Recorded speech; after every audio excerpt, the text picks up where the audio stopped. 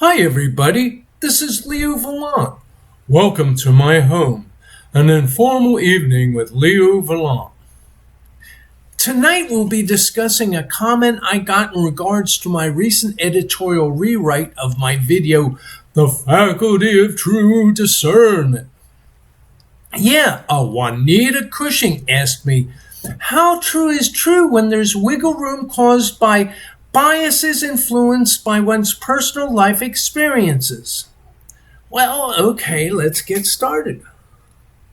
The thing about true discernment and how I define it is that I know that many people would see it as a psychological dysfunction, that is, to ascertain certainty without logic or proof. They see it as a form of insanity or just assertive ignorance. But the thing about that is that nearly everything that happens in our day-to-day lives is not applicable to reason or logic. It's not subject to reason or logic. And so we would be mentally handicapped if we forbade ourselves to come to any conclusions, even if just tentative conclusions. So basically, the benefit of true discernment is that it allows us to act decisively, which is often the only productive option we have when we set it against doing nothing at all. No, these truths are not really dependable, but they occupy the same place actual truths would be when it comes to being able to strongly motivate our actions. So yes, we can act decisively and in 100% agreement with our operating truth, the truth that we have in our head, and we can still end up being wrong. But as the goddess in my true discernment dream said, nothing happens by chance. So wherever failure lands us, well, take a good look around because we're meant to be there. Here's an example. Just a few years after college, a girl, let's call her Kathy, that had graduated my same year, well, she inherited a spa-tel. That's a motel that can pipe water out of a natural mineral hot springs. Well, the circumstances were tragic because her aunt had been murdered there. One of those California things. I had been out on the road, but I was staying in close contact with friends who told me about it, and so I just changed my plans and started putting my hitching thumb out in her direction. And when I got out there, Kathy hired me on to clean rooms and maintain the pool and jacuzzi. No, I wasn't getting any money, but the servants' quarters were free, and for the money I'd need, I could go out to find casual labor and temp work during the day.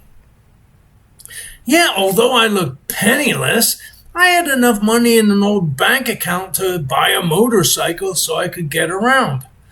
And that would be the first of 13 motorcycles I'd eventually be going through. And by the time I was 50 years old, I would have 1 million motorcycle miles under my belt. But that's another story. That's a story for another day. But really, I was mostly there to be within screaming distance of Kathy and to be known as the man keeping an eye on the premises. We were just friends still, but my servants' quarters were close enough to the action so I could come running if anything went wrong. Well, things were going smoothly enough when, after a while, Kathy got engaged to this young cowboy, and he was a nice enough guy. But remember, Kathy had a college degree from a prestigious East Coast university. So to me, it seemed like a match between a daughter from the big house up on the hill to one of the ranch hands. Also, her major in college had been in government service and social work. So yeah, she was only in this valley staring out into space most of the time, managing a glorified motel, because after the scandalous murder there of her aunt, well, the bids on the property were all rock bottom. It would take time, at least breaking into the next decade, before people could start blaming the times instead of the place for such a horrifying history. Yeah, she'd have to wait until the water under the bridge started looking a completely different color, and then she could finally sell at a good price and pick up on her government service career, but with money in her pocket. But what could she do with her cowboy husband then?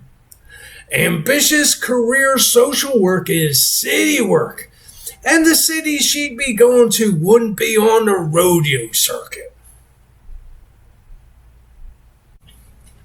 Also, the boy had no real job, but all those guys that have pickup trucks to go with their dirt bikes, well, that means they work construction, and that means they're semi-nomadic. Construction jobs are never local, and those construction guys always hit the happy hours after work because, work stops as soon as they lose daylight. And that's exactly when the bars are ready to receive them. Then one drink leads to another, and so a lot of the time they find it easier to stay put and sleep it off in their trucks than to go hundreds of miles back home. And if they're not going home, well, that means that they'll be having the occasional affair. It's right. Remember, this guy was a real charmer among that class of people, and getting married wouldn't turn him into a monk, would it? So I was guessing he'd meet more women his type after he got married, and he'd probably prefer them to his wife, whom he'd come to see as proud and conceited.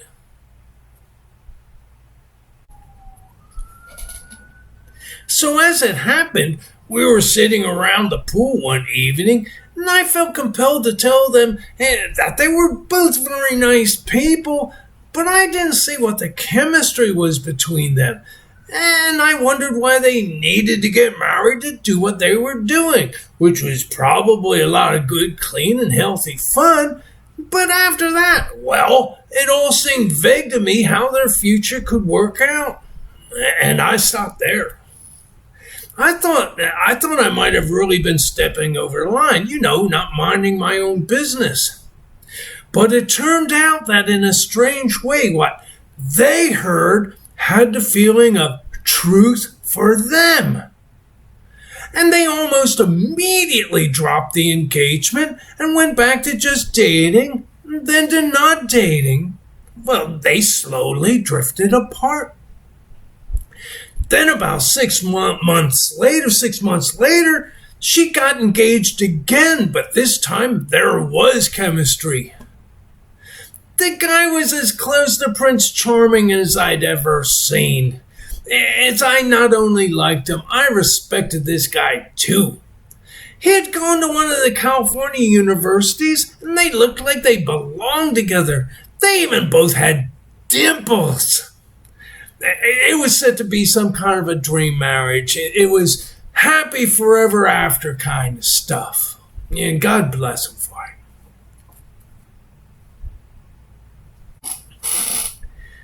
The night before their wedding, she gave me the present of a cigarette lighter engraved with the really cute phrase, "Lighting up with our eternal gratitude." I love that thing, but somebody stole it while I was off in the army. But yeah, we also had a little talk. She had gotten me off alone for a minute, and with tears in her eyes, she thanked me for having made the rest of her life possible, that I had saved her from that other marriage. So yeah, it turns out that something had made me speak out 6 months before about something I couldn't possibly been sure about. And it was they who had had the faculty of true discernment enough to know the truth when they heard it. So yeah, true discernment is one of those mysterious spiritual things, or one of those deep instinctual animal things, which would be equally difficult to comprehend clinically. So maybe true discernment qualifies as just one of those things where we know it when we see it. Well, yeah, I would guess that many people would be wondering whether I was really secretly in love with Kathy. Well, no. For one thing, well, we had been in the same dorm for years, and I never tried hitting on her once. And she was well aware of every girlfriend I had ever brought around during all my tomcatting, and none of them had been her physical type. Yeah, she was beautifully cute, sort of a Debbie Reynolds type. But I'd been after a kind of a Lauren Bacall, more of a worthy adversary than a sweet-natured ornament, and I'd hold out for beauty, even if it would be kind of a sneaky-looking and subtle beauty.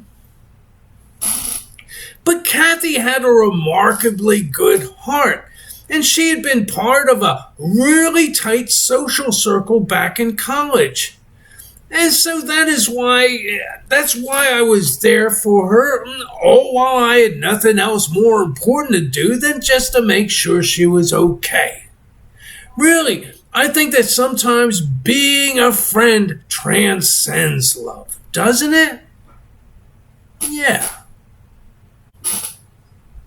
But yeah, when Kathy did get married, well, her security problems came to an end, and that's when I decided to sell the bike and join the Army, as the recession was still dampening the job market, and life on the road had slowly lost its luster. The adventure of finding one's next meal is only fun when you can find one.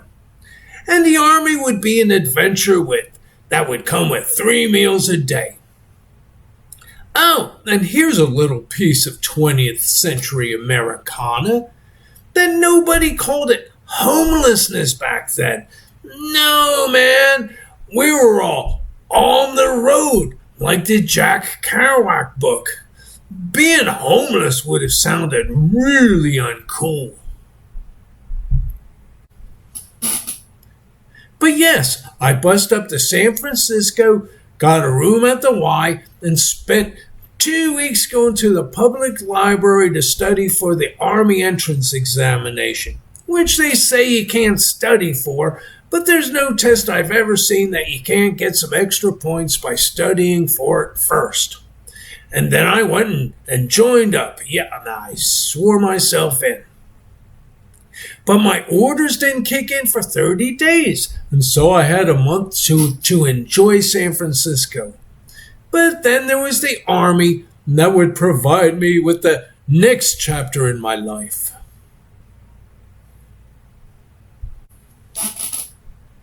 But that doesn't mean that I didn't fall in love while I was down in the valley. Yeah, one day, the most beautiful girl I ever met checked into the spa. A brunette, my type, but more so. She had this angelically seductive, almost hypnotic voice. She was there detoxing from the Hollywood scene. Yeah, she was already an extreme beauty when she arrived, but it only ramped up to heavenly as her health began to return, giving her complexion some color. Heck, I can't be sure that she wasn't showing me much more than just some persona that she wanted to project, and that she might have been using me for practice to see how long she could keep me thoroughly entranced. Well, if that's what it was, then she was good, and I'd still admire her just for that. Yeah, if somebody can fool me into thinking they're perfect, well, that's perfect enough for me. There was one moment where I remember her the best. She would tell stories. And like Elizabeth Taylor or Julia Roberts, she was a skilled horsewoman.